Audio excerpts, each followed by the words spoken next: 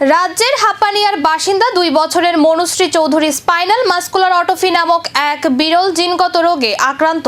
তার চিকিৎসার জন্য প্রয়োজন 18 কোটি টাকা। বিপুল এই অর্থ সংগ্রহে পরিবারের পাশে দাঁড়িয়েছেন রাজ্যের অসংখ্য মানুষ, বিভিন্ন সামাজিক সংগঠন এবং শুভানুধ্যায়ীরা।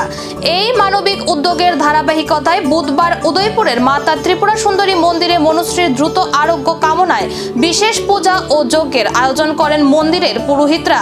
ভক্তি ভরে মন্ত্রোচ্চারণের মাধ্যমে মাতা সুন্দরীর চরণে মনুশ্রীর সুস্থতা ও দীর্ঘায়ু কামনা করে প্রার্থনা জানানো হয়।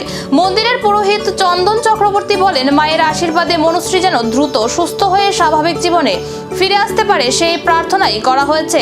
তিনি আরো বলেন, এমন সংকটের সময় সমাজের সকল মানুষের মানবিক সহযোগিতায় একটি শিশুর জীবন বাঁচাতে বড় ভূমিকা রাখতে পারে।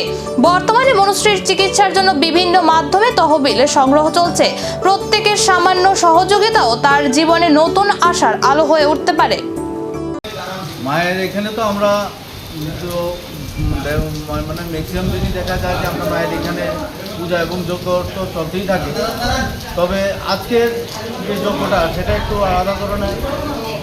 আমাদের যে শিশুকন্যা মনুশ্রী, ওর যে এই অস্বাভাবিক একটা মানে রোগে আক্রান্ত, সেটার থেকে এই রোগের থেকে মুক্তি পাওয়ার জন্য আমরা মায়ের কাছে আজকে পূজা এবং যজ্ঞের আয়োজন করছি, যাতে মা এই ছোট্ট মাকে আমরা ত্রিপুরাবাসী এবং ভারতবাসী সবার কাছে যাতে ওকে ফিরিয়ে দেয়, সুস্থ এবং স্বাভাবিক জীবনযাপন করতে পারে, সেটার প্রার্থনা রেখে প্রার্থনা, মানবিকতা আর মানুষের সম্মিলিত উদ্যোগ সবকিছুই এখন একটাই লক্ষ্যকে ঘিরে, ছোট্ট মনুশ্রীর জীবন বাঁচানো।